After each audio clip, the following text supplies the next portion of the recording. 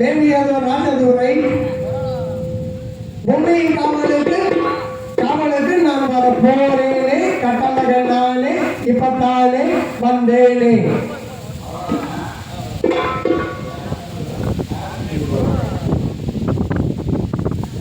அப்பா சொன்ன, அதாவது கையும் பண்ண கொண்டு வந்துக்கிட்டு இருந்தது இடையிலே அழுந்துருச்சு. இந்த ஒற்றையடி பாதை, இந்த ஒற்றையடி பாதையில அப்பா சொன்ன அடையாளம் எல்லாம் எங்க இருக்குதுன்னு தெரியல. அதுவும் அந்த தூரமா ஒரு சிமெண்ட் இருந்துகிட்டு இருக்குது. அதை என்னன்னு பார்ப்போம்.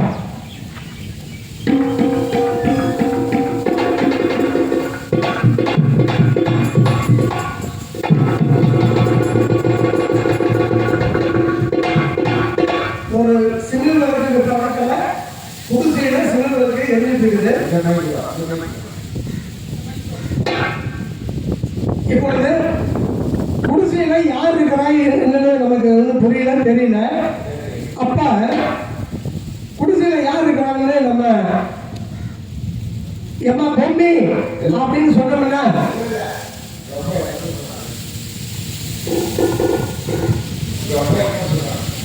காவலுக்கு போக சொன்னாரு. ஆமா,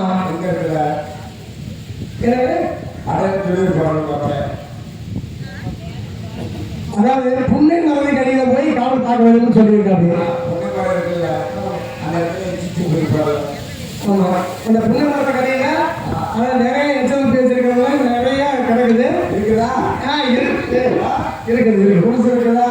ஆமா, இருக்குது விளக்கறியுது. ஆமா, காவலுக்கு நான் வந்திருக்கிறேன். இப்ப வெளியில இருந்து காவல் பார்த்தோம்னா உள்ள இருக்கிறவங்க நான் காவல் பார்த்ததால தெரியாது. சரி, அதனால நான் வந்திருக்கிறேன்னு வந்து பொம்மி அம்மாவை நான் சொல்லணும். தெரியுமா? பொம்மி அம்மாவை வந்து அப்பா சொல்லியிருக்கிறாரு, பொம்மியும் காவலுக்கு போய் வரும் மகனே அப்படின்னு சொல்லியிருக்கிறாரு. ஆகையால உள்ள இருக்கிறது பொம்மன ராஜா பெற்றெடுத்த பொம்மி தான் அப்படிங்கிறத தெரிஞ்சுக்கிட்டாரு.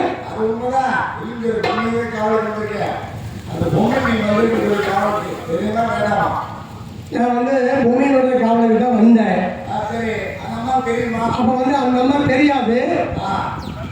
ஆகையால ஒரு சிறிய கல் எடுத்து குடிசையினால போடலாம். அப்பொழுது அவர்கள் வெளியே வருவார்கள். இல்ல அப்படி கூப்பிட்டு சொன்னா பொம்மின்னு சொன்னா நம்மளுக்கு அறிவு கம்மின்னு சொல்லிடுவாங்க. புத்தி கம்மின்னு சொல்லுவாங்க, அறிவு கம்மின்னு சொல்லுவாங்க. ரெண்டு ஒண்ணுதான். அம்மான்னு சொன்னா சும்மான்னு சொல்லிடுவாங்க, அம்மா அப்படின்னு சொன்னா சும்மான்னு சொல்லிடுவாங்க. ஆகையால ஒரு சிறிய கல் எடுத்து குடிசையினால போடுவோம். அப்ப வெளியில் வருவாங்கல்ல, அப்ப நம்ம யார் என்று பேசிக்கொள்வோம். பெரிய இடத்துக்கு போட்டா உயிர் போயிருந்த ஐயா, அதனால சிறிய கல் எடுத்து போடுவோம்.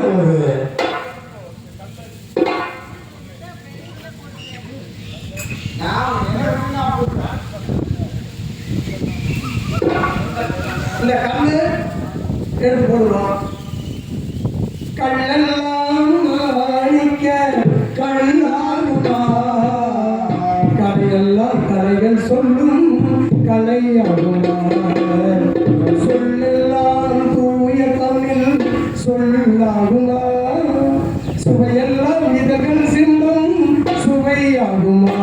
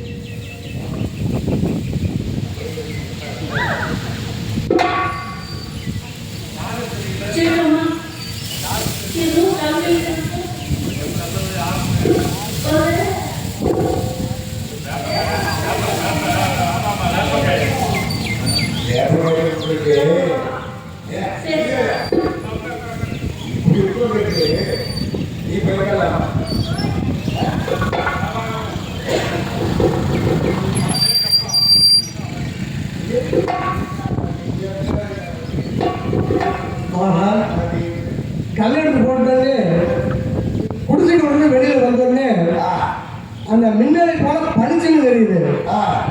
அதாவது அவர்களுடைய கண்கள் இருக்கின்றது, கருவிழிகள். சரி.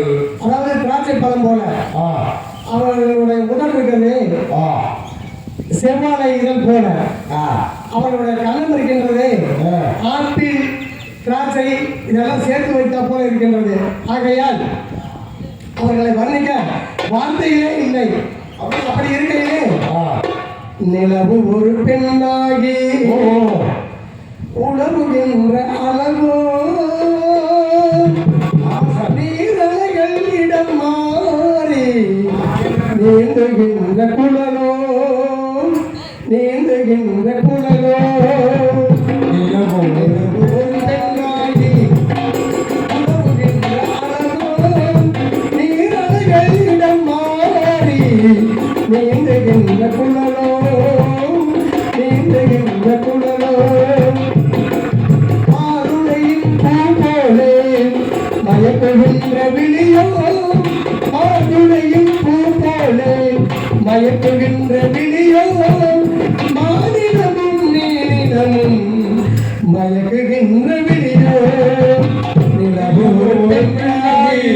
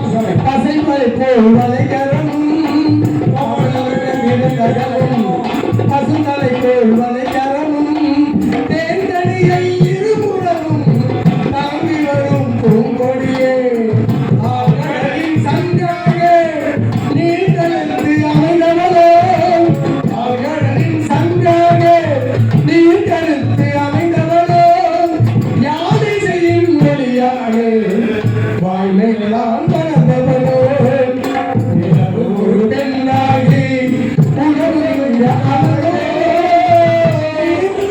இடம் மாறி நீந்துகின்ற குடலோ நீந்துகின்ற குடலோ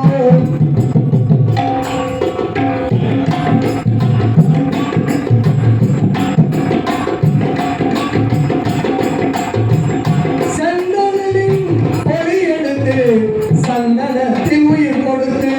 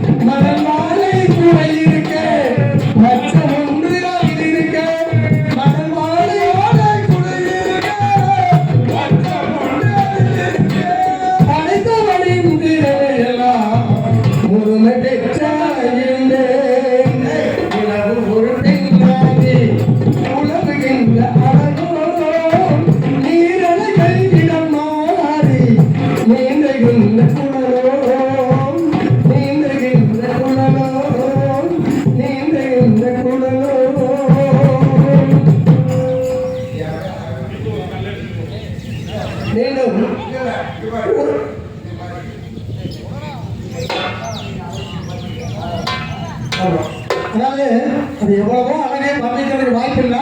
இருந்தாலும் கூட இன்னும் ஒரு கலருக்கு போடுவோம். அப்பொழுது யார் என்று விசாரிப்போம்.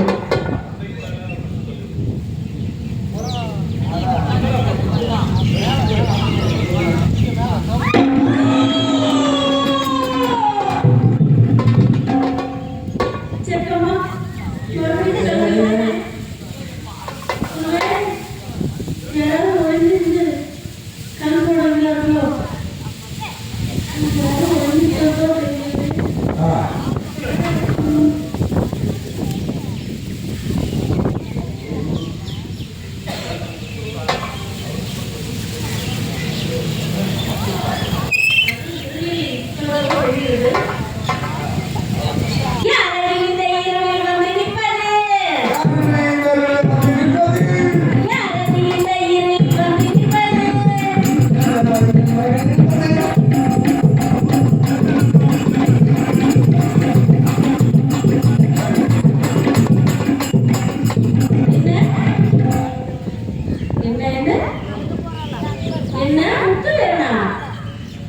அதனாலதான்